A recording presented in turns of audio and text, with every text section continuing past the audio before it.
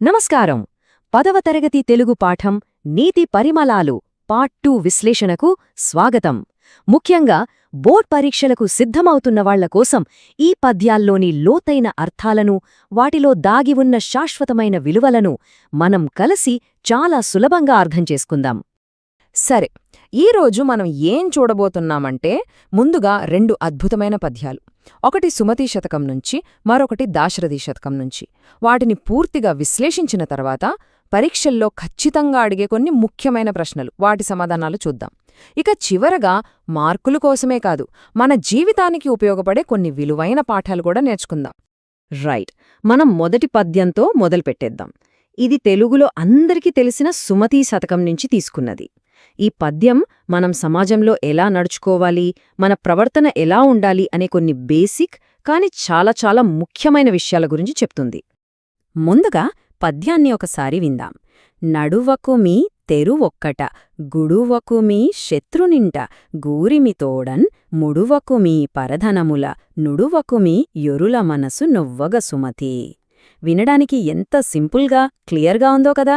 కాని ప్రతి లైన్ వెనుక చాలా లోతైన అర్థముంది. ఇప్పుడు ఒక్కో లైన్లోకి వెళ్ళి దాని లోతేంటో చూద్దాం. మొదటి పాదం నడువకుమీ తెరువొక్కట. దీనికి 2 అర్థాలున్నాయి. మొదటిది మనకు కనిపించేది, ఎవ్వరూ లేని దారిలో ఒంటరిగా వెళ్ళొద్దు, అది సేఫ్ కాదు అని. ఇక రెండోది ఇంకా లోతైనది, జీవితంలో ఒంటరిగా బతకొద్దు.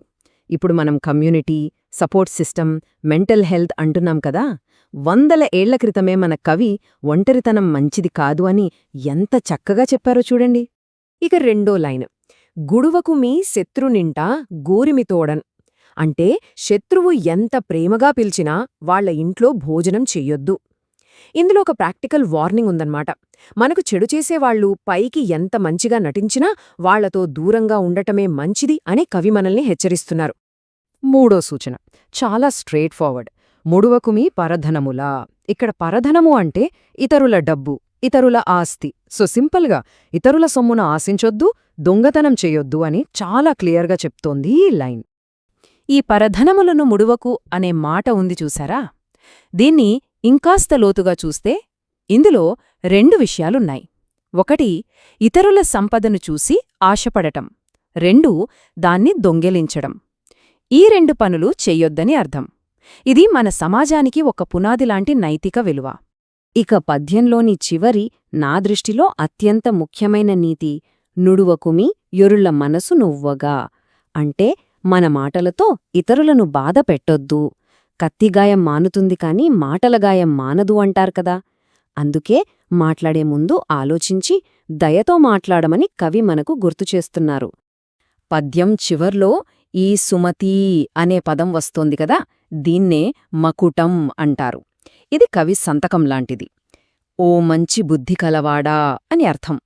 అంటే కవి మనతోనే డైరెక్ట్గా మాట్లాడుతూ ఈ నీతులు చెబుతున్నట్లుంటుంది. మనల్ని గౌరవిస్తూ, తెలివైనవాళ్లుగా భావిస్తూ చెబుతున్నారన్నమాట. చాలా బావుంది కదా. సరే, ఇప్పుడు మన 2వ పద్యంలోకి వెళ్ళిపోదాం. ఇది భక్క రామదాసుగా మనందరికీ తెలిసిన కంచర్ల గోపన్నగారు రాసిన దాశరథి శతకం నుంచి తీసుకున్నారు. ఈ పద్యం ఒక మంచి కొడుక్కి ఎలాంటి లక్షణాలుండాలో చర్చిస్తుంది. ఇప్పుడు భక్తి, నీతి కలగలిసిన ఈ అద్భుతమైన పద్యాన్ని విందాం.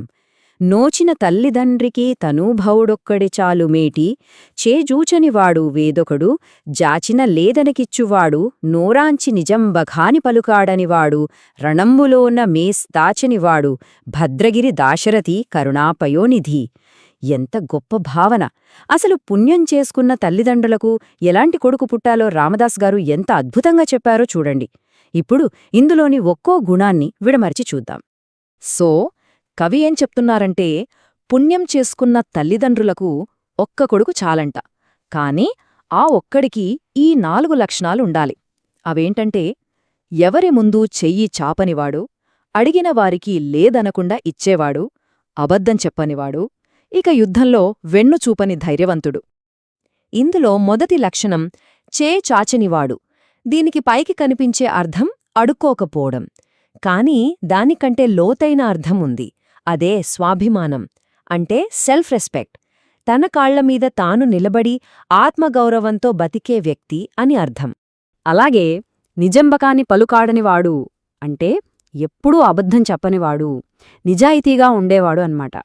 నిజం మాట్లాడటమనేది ఒక వ్యక్తి యొక్క క్యారెక్టర్కి, నైతిక బలానికి చాలా అవసరం. ఓకే, పద్యాలు, వాటి భావాలు చూసాం. ఇప్పుడు అసలు పరీక్షల పాయింట్ ఆఫ్ వ్యూలో వీటిని ఎలా చూడాలి? మీ టెక్స్ట్ బుక్లో ఆలోచించండి చెప్పండి అనుంది కదా, అందులోని ప్రశ్నలు చాలా చాలా ఇంపార్టెంట్. వాటిని ఇప్పుడు చూద్దాం.